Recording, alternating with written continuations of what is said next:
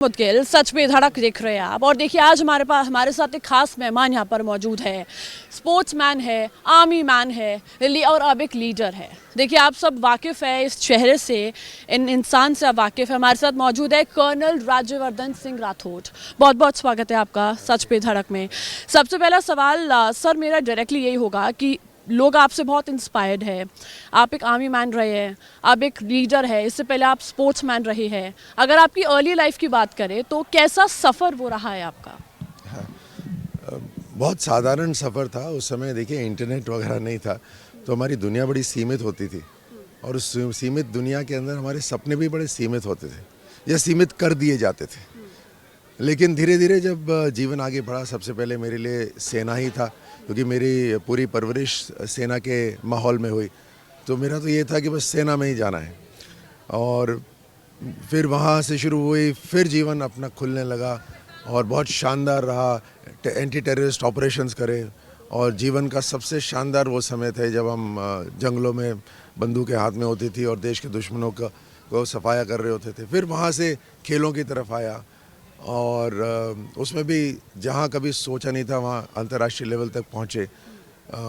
और फिर जीवन ने एक और करवट ली और देश की राजनीति में, वो भी दुनिया के सबसे ताकतवर लीडर के साथ काम करने का मौका मिला।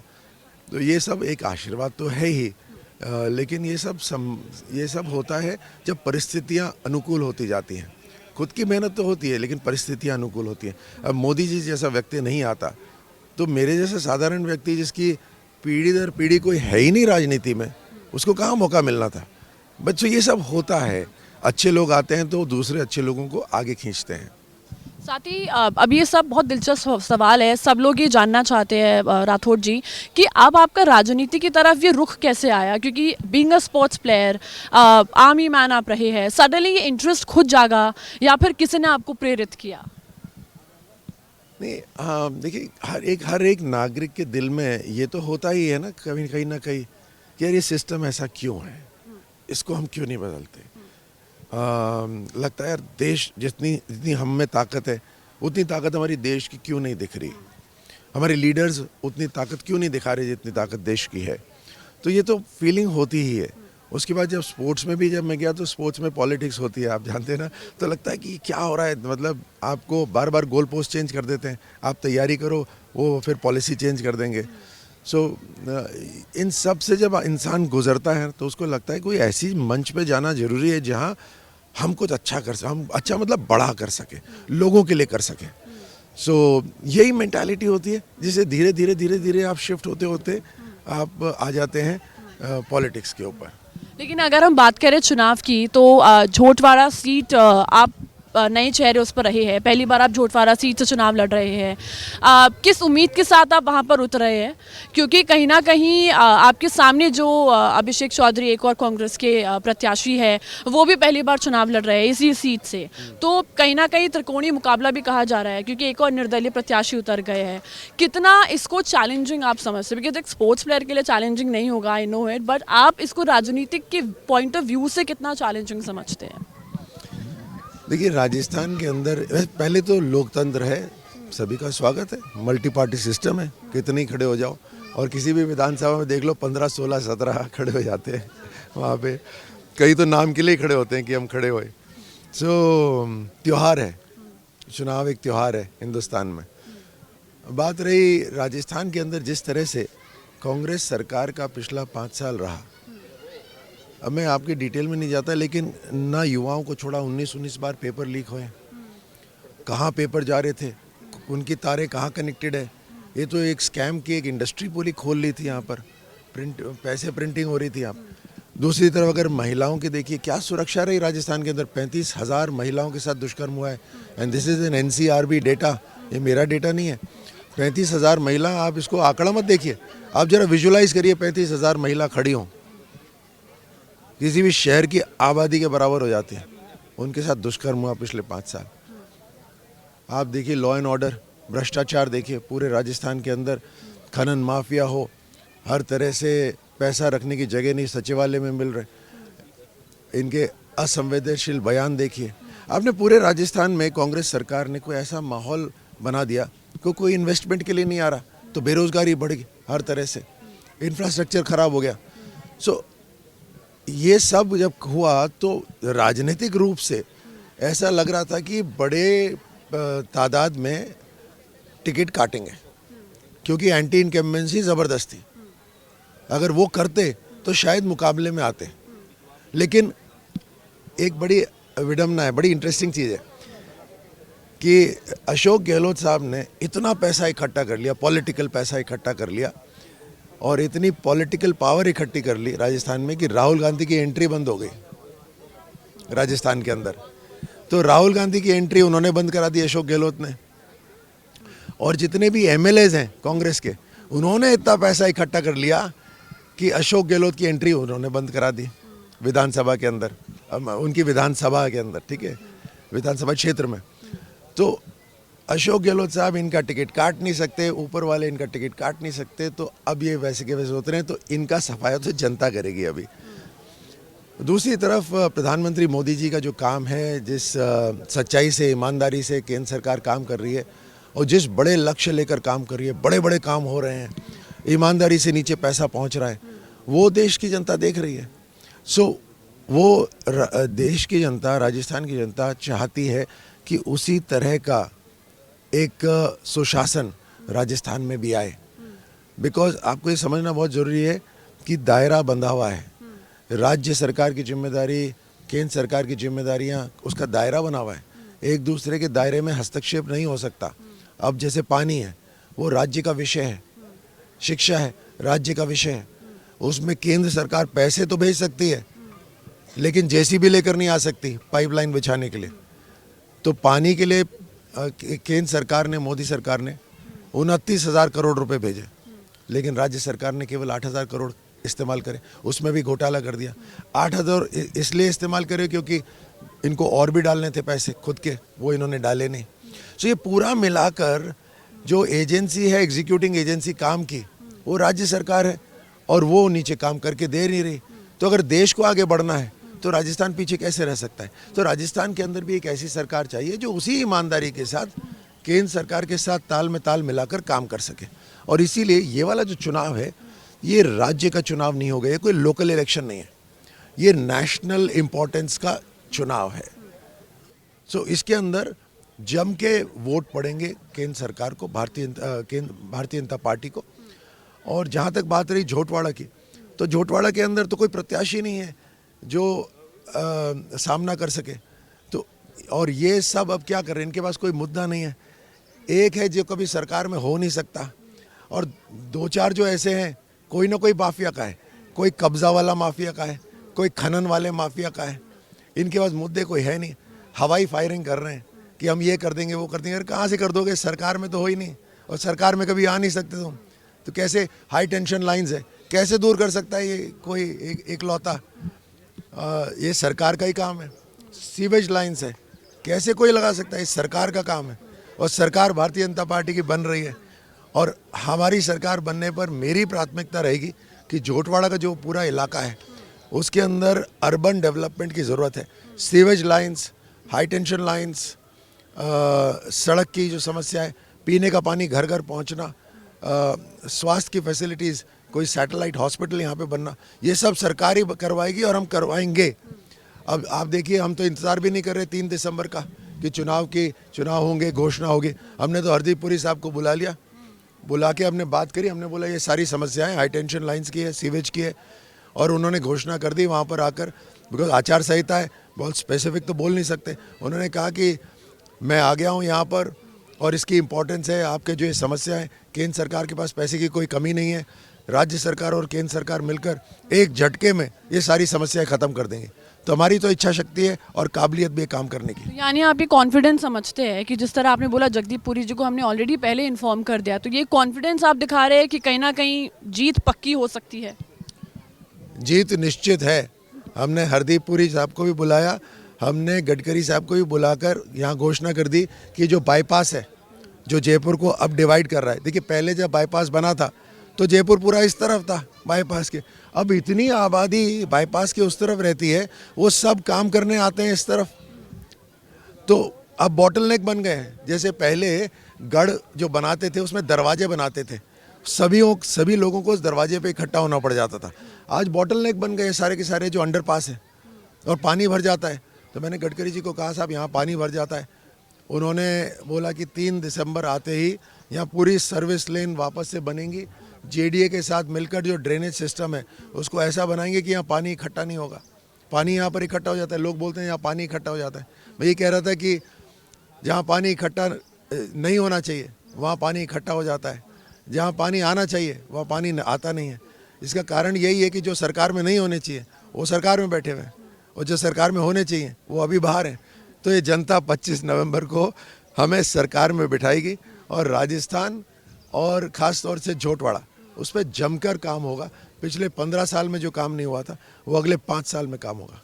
बिल्कुल, मतलब आपने कह दिया कि जीत निश्चित है। अब आगे सफ़र में हम आपसे और सवाल भी पूछेंगे। लगातार आपके सफ़र में हम आपके साथ रहेंगे राठौड़ जी, क्योंकि लगातार जिस तरह से आपने जो चुनावी रैली करी ये बहुत कुछ यूनिक तरीके से की। आपने बाइक से एंट्री ली, आप पार्क में आए सुबह सुबह। कहीं ना कहीं ये यूनिकनेस आपने खुद क्रिएट करी या कहीं ना कहीं आपको कहीं से आइडिया मिला? क्योंकि मैंने आज तक कभी नहीं देखा कि कोई बाइक पर आ रहा है, पार्क में आ रहा है, लोगों से संबोधित कर रहा है, लोगों से मिल रहा है, लोगों के बीच जा रहा है। हाँ, मैं लगातार पार्क्स में जा रहा हूँ। देखिए, खिलाड़ी हूँ तो ये शौक़ तो है ही मेरे को। पार्क्स में एक अट्रैक्शन रहता है, फिटनेस का एक अट्रैक्शन रहता है, और हमने तो अपने यूथ में मोटरसाइकिलें ही चलाई हुई हैं। ये गाड़ियाँ तो बहुत बाद में हमें मिली। सो एक वो होता भी है कि हम यूथ के साथ, और कहीं ट्रैफिक जैम होता है तो मैं तो अक्सर कूद के मोटरसाइकिल में बैठ जाता हूँ ताकि ट्रैफिक जैम से निकल जाए। यानी मतलब ये आपके लिए एक बहुत रोज़मर्रा का काम है कि बाइक से निकल जाना, तो आपके लिए ये कोई बहुत बड़ी बात नहीं है बाइक से आना जाना? मैं जो करता हूँ वो साधारण तौर पे अपने जीवन में करता आ रहा हूँ। It's all part of my life. ठीक है, शुक्रिया राजवर्धन जी।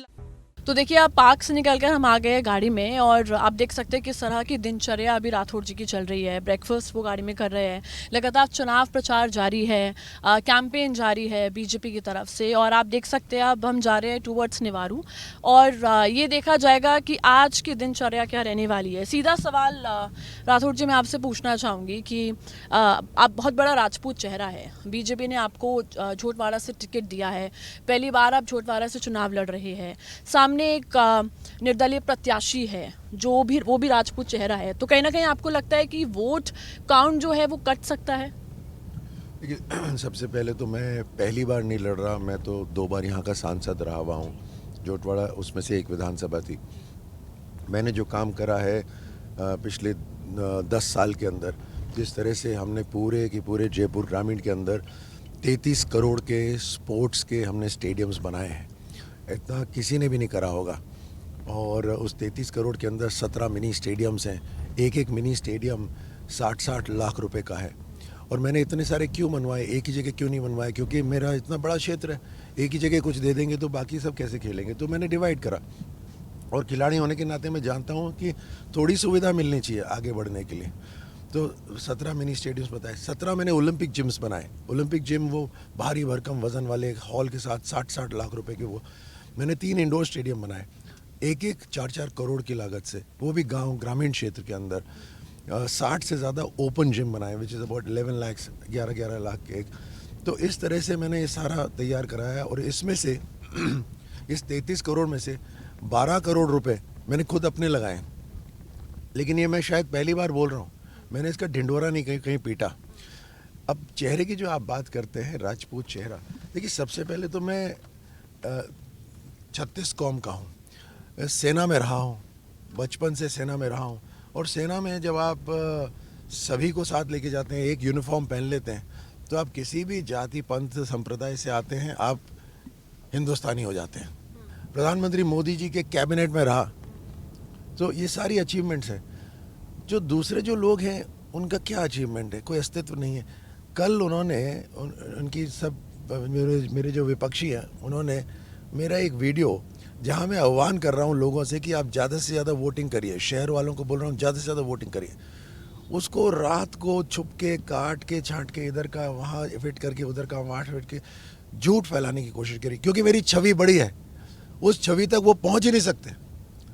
वो किस तरह से अलग अलग, कोई कोई प्रत्याशी प्रॉपर्टी के कब्जे में वाला उसका नाम आता है, किसी प्रत्याशी का खनन माफिया के अंदर नाम आता है।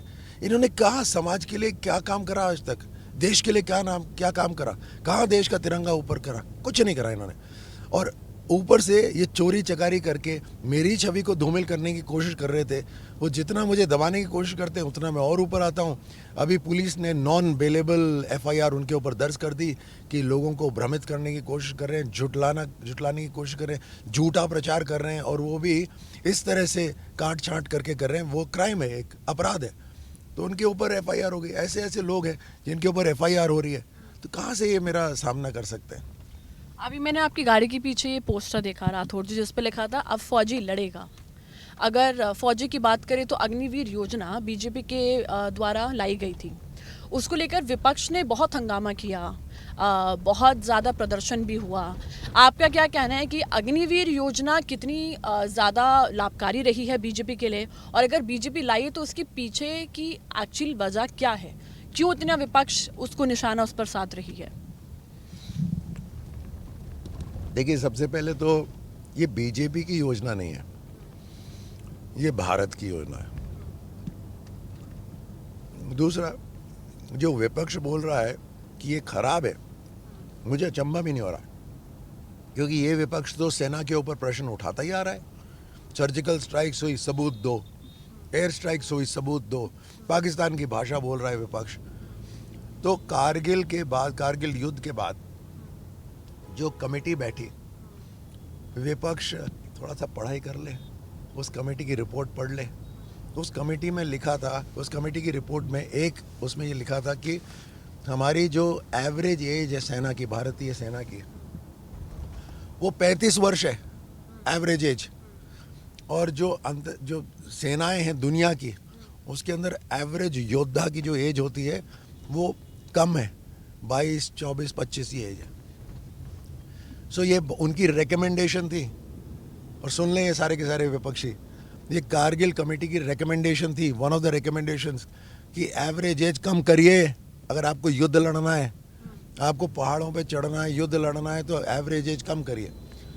इनकी जितनी भी सरकारें अभी तक रही, उनका तो ध्यान जाता ही नहीं था राष्ट्रीय सुरक्षा पे। वो तो सड़कें सरहद पे बनाते नहीं थे। और वो पार्लियामेंट में यूट्यूब के ऊपर वीडियो है, जब इनके जो रक्षा मंत्री थे उस समय, उन्होंने कहा, उनसे पूछा कि आप सड़कें क्यों नहीं बनाते सरहद पे? उन्होंने बोला इसलिए नहीं बनाते कि उसका दुश्मन इस्तेमाल करके हमारे घर तक आ जाएगा। ये तो मानसिकता थी कांग्रेस की। हम सड़क बना रहे हैं, मोदी जी सड़क बना रहे हैं कि हमारे योद्धा उस सड़क का इस्तेमाल करके सरहद तक, और ज़रूरत पड़ी तो दुश्मन के घर तक पहुंचेंगे। ये मेंटालिटी डिफरेंस है। सो वापस आते हैं इसी पर कि इनकी इच्छा ही नहीं थी कभी सेना के लिए कोई हथियार लाने की, कोई काम करने के लिए। इन्होंने 1 रैंक 1 पेंशन नहीं लेकर आए 40 साल तक। इन्होंने 10 साल जो यूपीए के रहे, एक भी आधुनिक हथियार नहीं आया। तो इन्होंने करा क्या सेना के लिए? तो ये जो रिकमेंडेशन थी, ये तो बहुत दूर की बात हो गई ना करना। लेकिन भारतीय जनता पार्टी और भारत की सरकार मोदी जी के नेतृत्व में एक एक चीज जो सेना के हित में है उसको लेकर आएगी, और लेकर आई। जो रिकमेंडेशन थी वो लेकर आई। तो अगर विपक्ष अब बोल रहा है कि ये बीजेपी का है, या विपक्ष बोल रहा है कि ये सही नहीं है, तो सेना के ऊपर प्रश्न चिन्ह उठा रहा है, भारतीय जनता पार्टी में नहीं उठा रहा।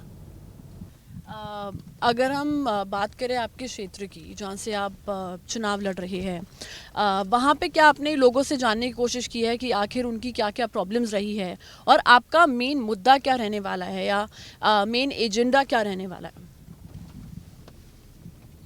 देखिए, स्टेट के तो इश्यूज हैं, बेरोजगारी, भ्रष्टाचार, अपराध, ये स्टेट के इश्यूज हैं। उसके अलावा लोकल इश्यूज भी हैं, और लोकल इश्यूज बहुत लंबे समय तक उनको ठीक नहीं कराएगा। सड़कें देखिए, आपकी गाड़ी बार बार हिल रही है। ये शहर है, मैं भी इसी पे आने वाली थी, ये जयपुर शहर है। माना कि अभी तक बीजेपी की सरकार रही है, लेकिन मोदी सरकार जिस कमिटमेंट से अभी काम करने वाली है वो पहले नहीं हुआ था।